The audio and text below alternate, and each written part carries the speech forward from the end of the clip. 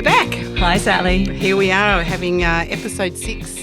Can you believe it? I know. It's just been great speaking to all these wonderful industry friends. I know. hasn't We've it? had such a fantastic time. And the last episode with Jesse was just, he's just such an inspiration, isn't he? And I'm very looking forward. No, I'm very looking forward. Is that good? Is that good English? I'm very excited English. and looking forward to today's guest, who is somebody that's been shooting for a couple of decades now. But what really interests me about our next guest is his commercial career. He's a hugely popular I can't even talk now, a hugely popular commercial photographer and a sought-after photographer by art directors, but equally has a beautiful art practice as well. And I'd really like to explore those two areas of his photography and how it works. And but firstly, I think we should introduce our guest. It's Isamu Sawa. How are you? Izzy? Hi, guys. Hi, Isamu. How are you? All right. Thanks for having me. Yeah, look, we're really thrilled to have you. It's great to be speaking to you today. And I know a little bit about your history and where you've come from with your photography. And I think it would be really nice to get a little bit of background about you. Like, how did you get into photography? Sure. So I immigrated to Australia from Japan when I was 9.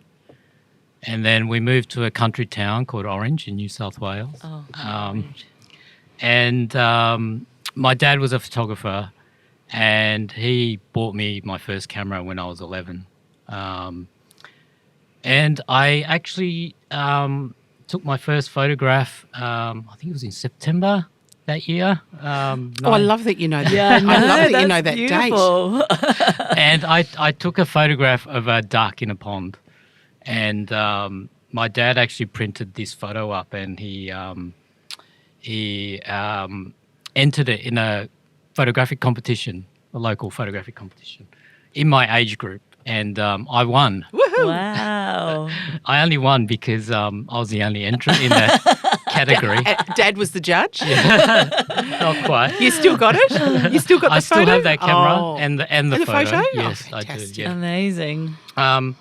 Anyway, so that was Is that a Yashika camera, did I read Yashika somewhere? 35 rangefinder. Yes, I still have it. I got gifted a Yashika a few years ago, and it's changed my photography life. I love it. So that was 41 years ago. Sponsorship. I know. Hello, Yashika. So yeah, that was 41 years ago. Wow.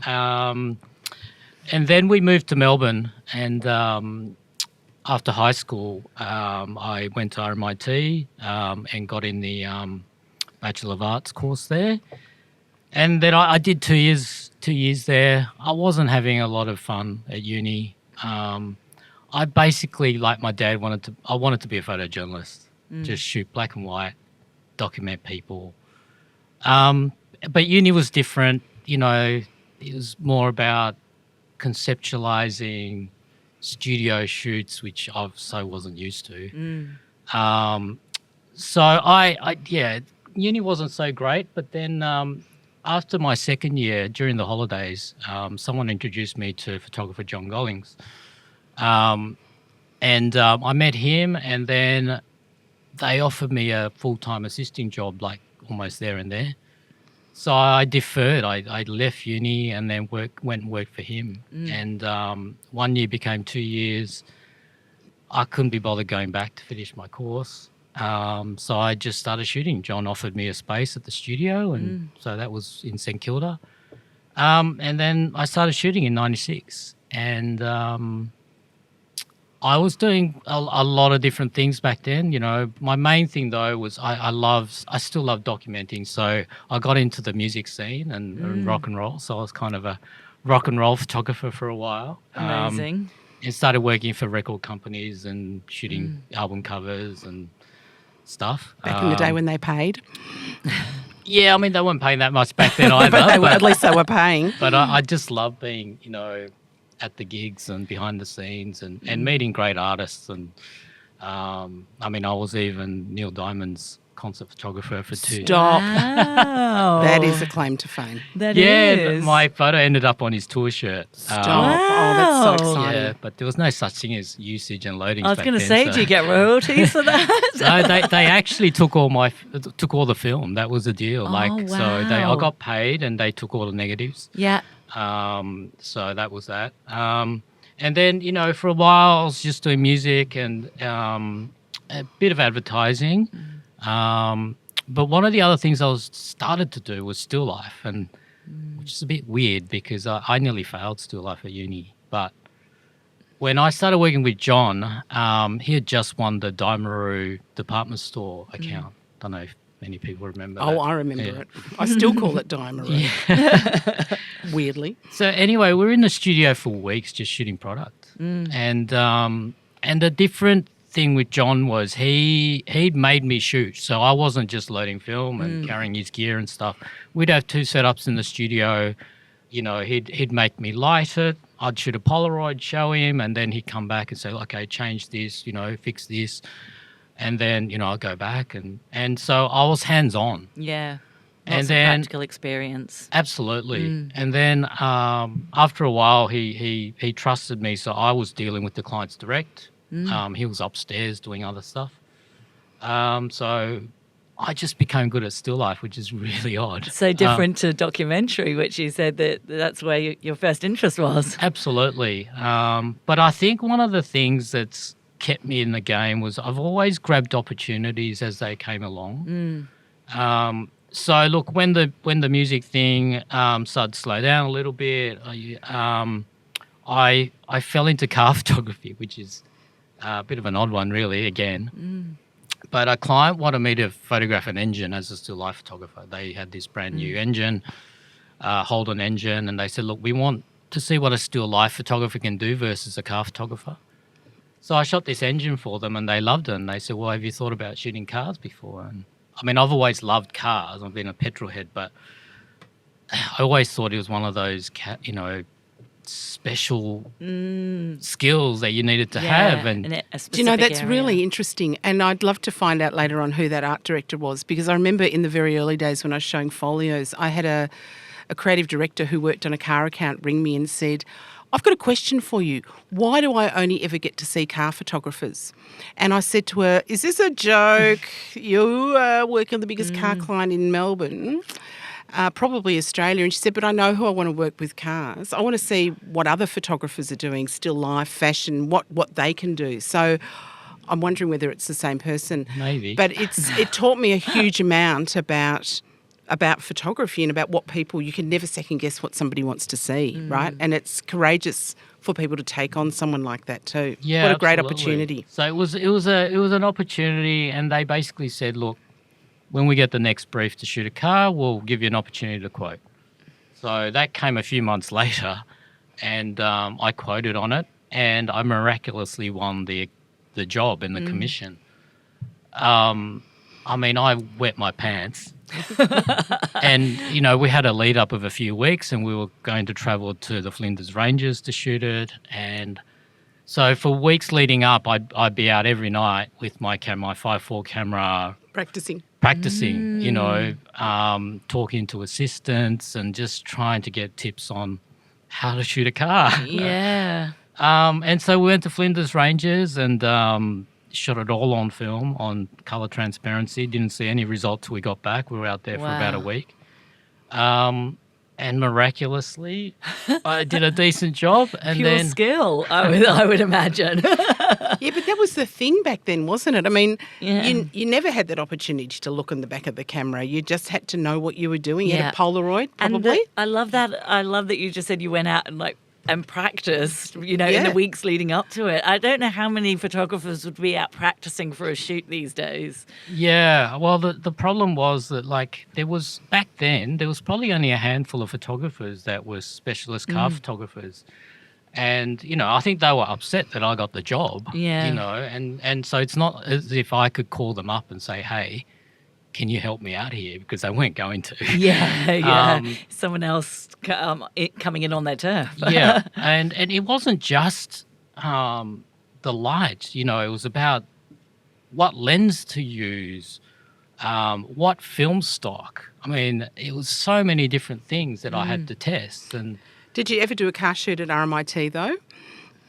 I shot a little toy car Okay. in one of the still life sessions. Really bad. Yeah, I nearly bit failed. Like I different. said, still life at uni. So, but anyway, so that happened, and then for the next 15 years or so, I was literally just shooting big car campaigns. Wow.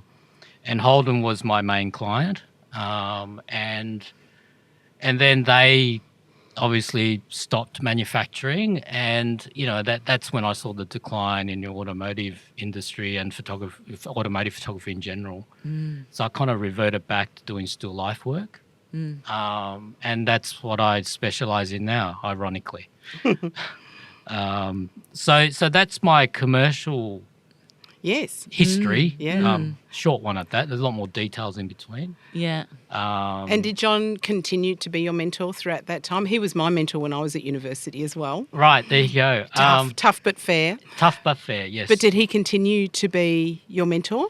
I saw you down there at his recent, opening for all of his work. Yes, look, I've kept in touch with John. I wouldn't say he was a continuing mentor after I left, only because I kind of left the family. I even moved across the other side of the river. And What?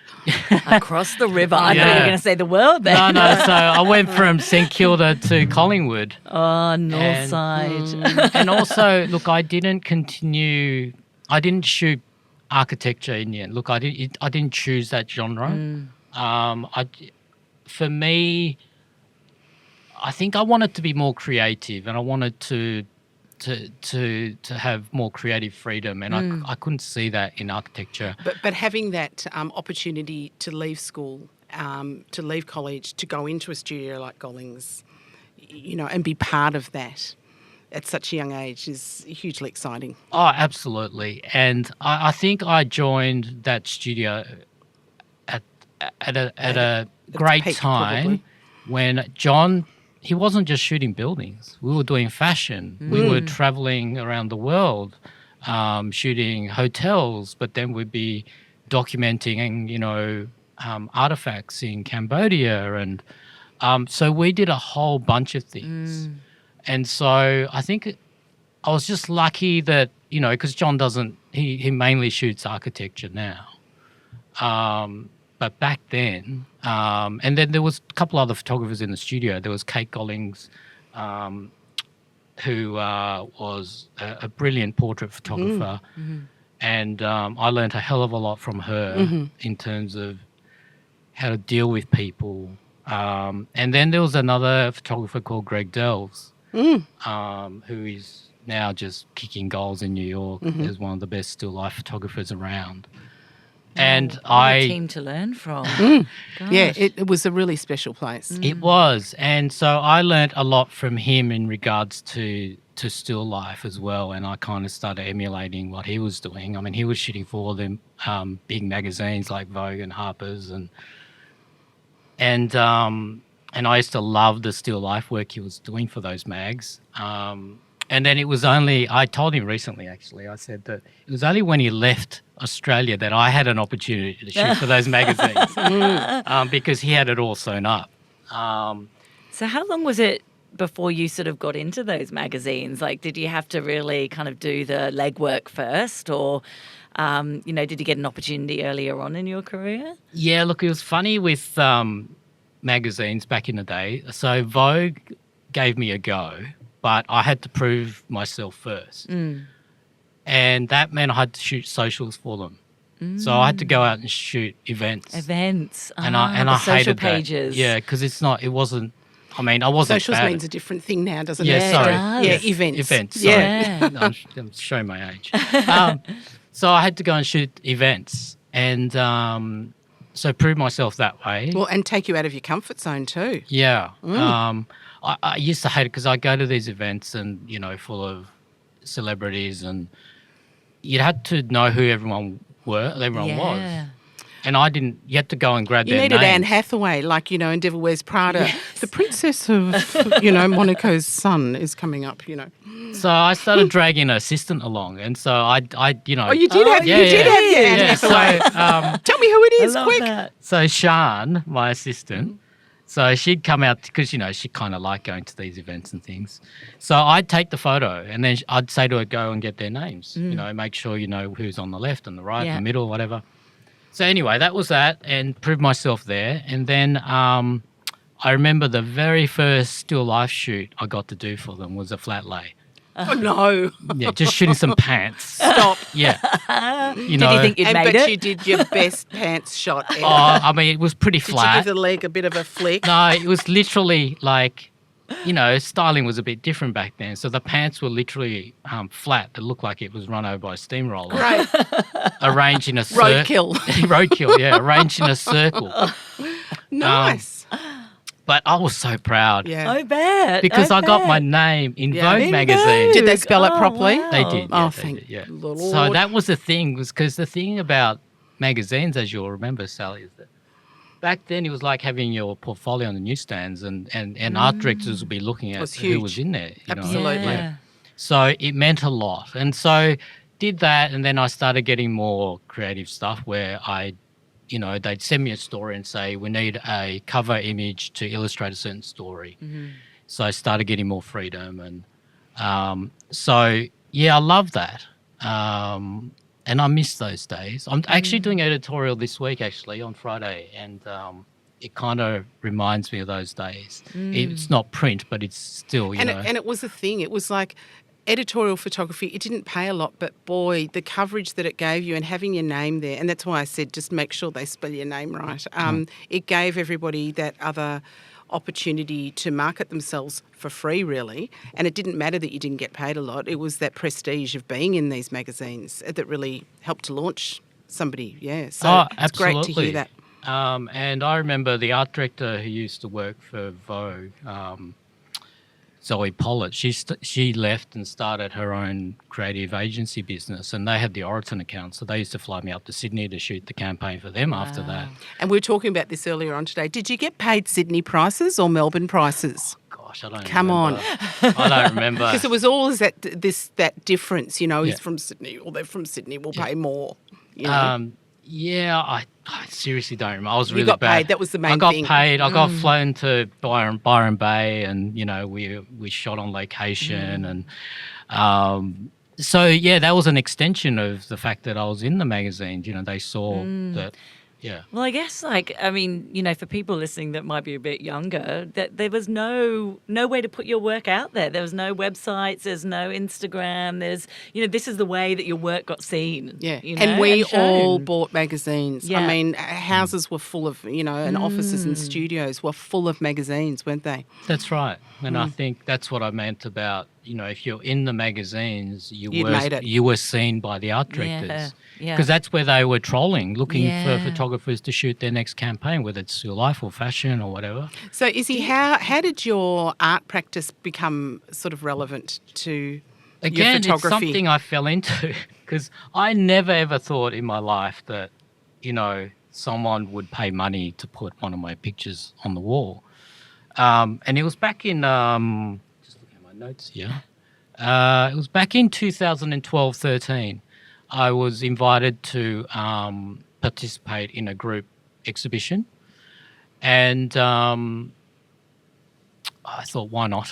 And so, there was a theme. I think the theme was, it was called the Material Series, and the theme was wood. And we were all joking, before the exhibition that hopefully no one would go and shoot a tree. Did you shoot a tree? I did, but A whole forest. yeah. So I was very busy back then, doing big commercial campaigns, and so I just ran out of time.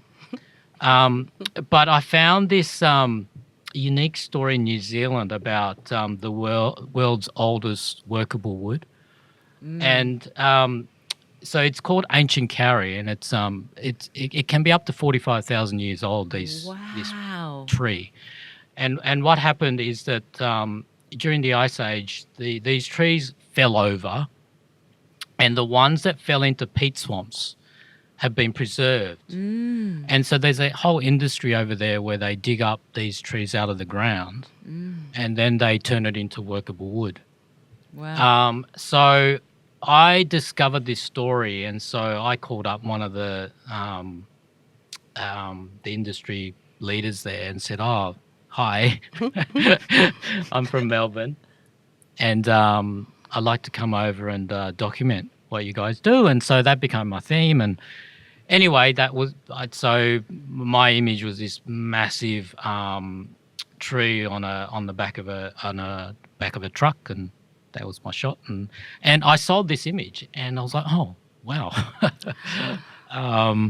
okay." And the next year there's another theme, and I sold another one, and I was like, "Hang on a minute, There's something in this. This could be something. And what was amazing about this is that You were so humble. That was amazing and beautiful.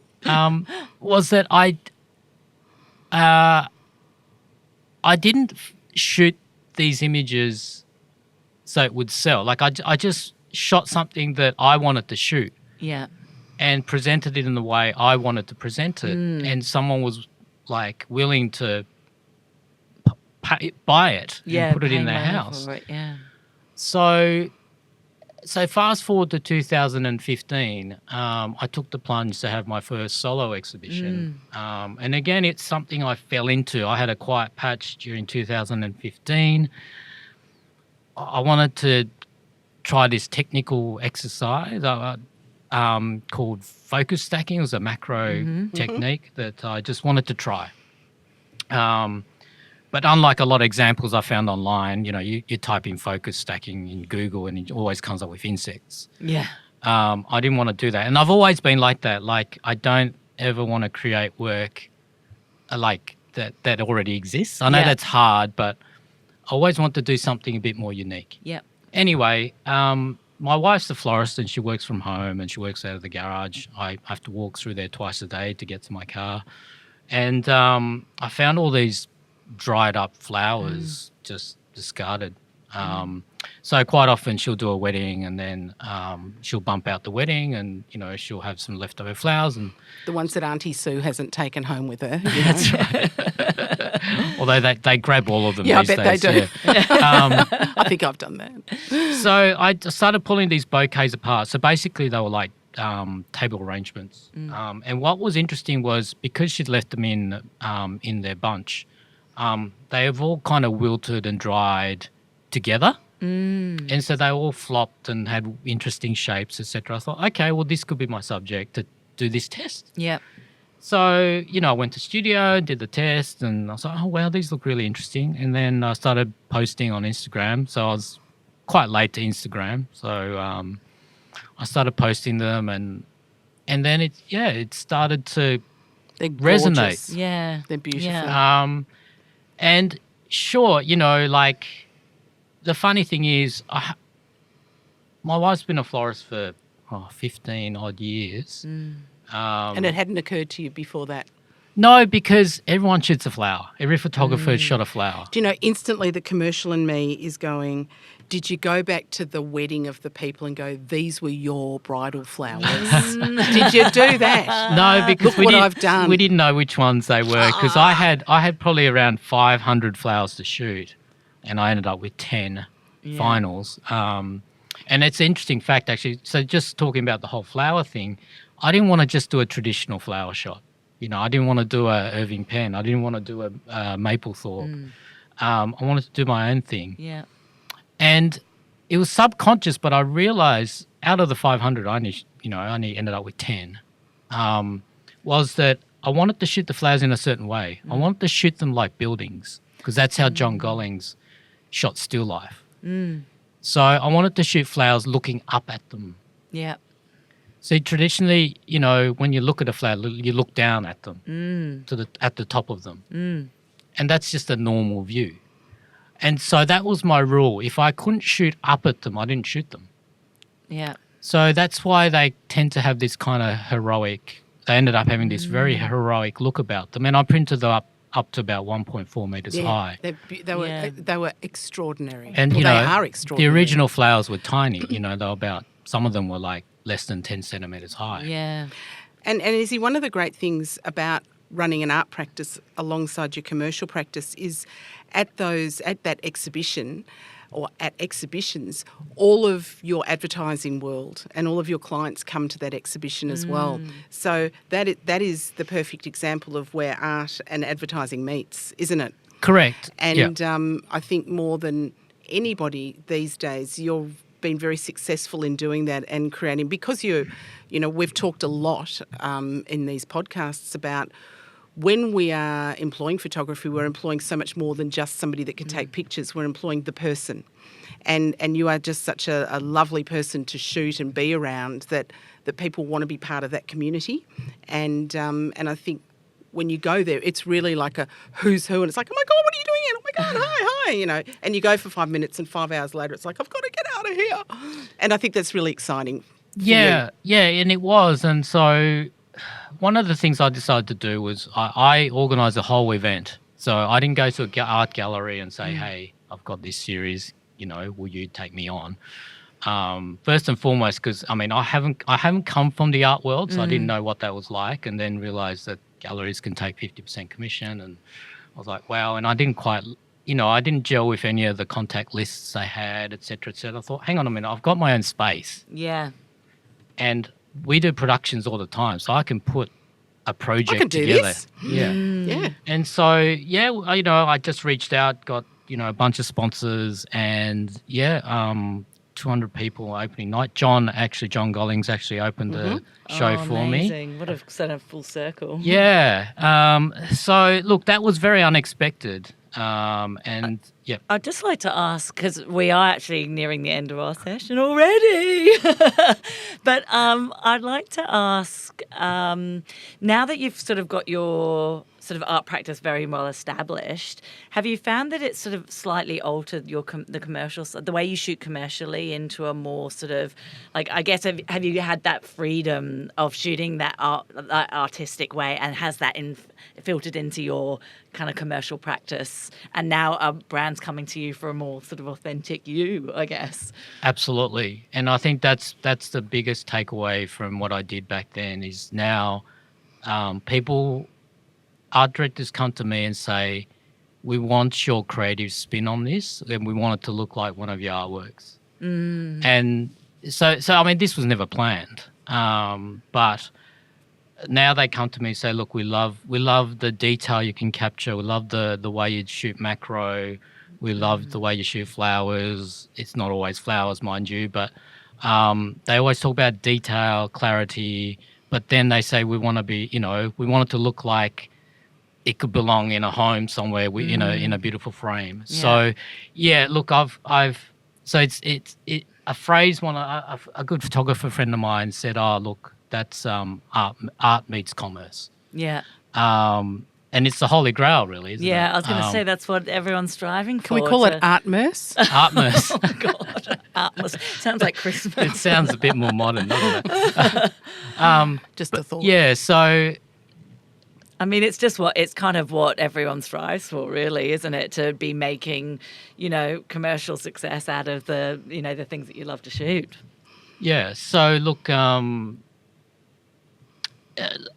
like I said, I guess I've made decisions along the way. Yeah. It sounds like you've worked very hard as well to perfect your craft. Absolutely has, Harry. And I also think that you've listened to your heart and your gut the whole way. And what we talked about just briefly earlier on was you can never second guess what other people want, and so it's about what you want and how you want to do it, and people will follow that or not. And I think you're a really good example. Your entire career's been like that, and the humbleness, I wasn't joking when I said that. I think that's a really endearing quality that you have, and being open to different opportunities. I think that's something that we can take a lot from this episode, that not everything that's planned is necessarily okay. It's sometimes things will just walk in the door and you go, well, hang on a minute. Didn't think that was going to happen. Let's roll with it. Feels right. Yeah, absolutely. And I think you got to take a chance sometimes. And, there's got to be an element of risk, I think. controlled risk.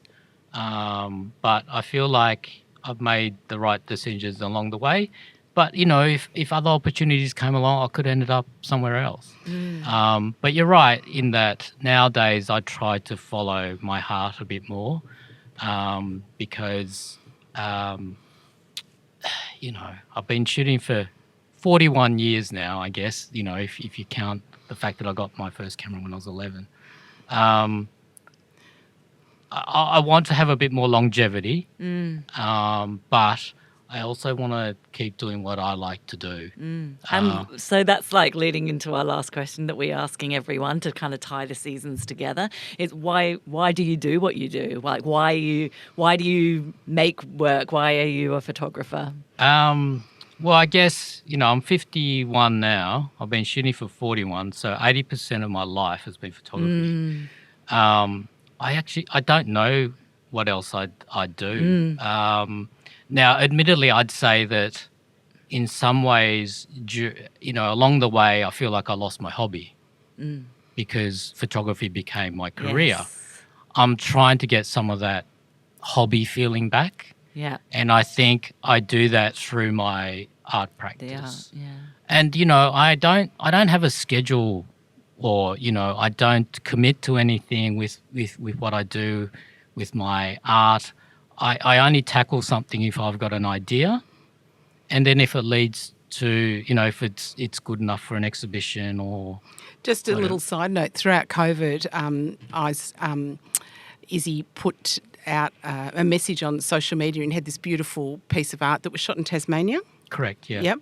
And he said, if somebody writes to me about why they would like this photograph, you can have it. Oh. And my dad was just going through this time when we were just trying to decide for him to stay in the home. Dad's 95 next month. Wow. Or whether he should go into a nursing home. And it was a really big decision. And so I wrote this story. I was in the middle of writing a book. So I was in writing mode and I wrote to Izzy and I won. Oh, wow. And I've got that picture. Oh, Dad had it in his nursing home and he's going, it's too special. You have to take it home. And I went, thank you very much. So I've actually got it now. And it's pride of place in our house. Yeah, it's gorgeous. It's a snow scene. Yes. So so even through COVID, you were thinking off the beaten track, which is really exciting. Well, if I can bring a smile to somebody, that's part of it as well. And I think I've discovered that there is still the power of photography, genuine photography. Oh, I love that. I don't What a way want to end. finish, but I think that's a great way to finish the episode, Izzy, thank you so much. Thank you so much My for pleasure. being a part Thanks of for it. having me. And so if anybody wants to look at Izzy's work at isamusawa.com, .com.au. We'd love, you'll be blown away. If you haven't heard of Izzy, absolutely. you need to really be checking out his work. So, Harry, what's coming up next? So next we have Sam Everton, Samantha. So we both know Sam quite well actually. So it's going to be great to hear all about her. She's got an art-based practice as well. So we're sort of leading into the art section of the season.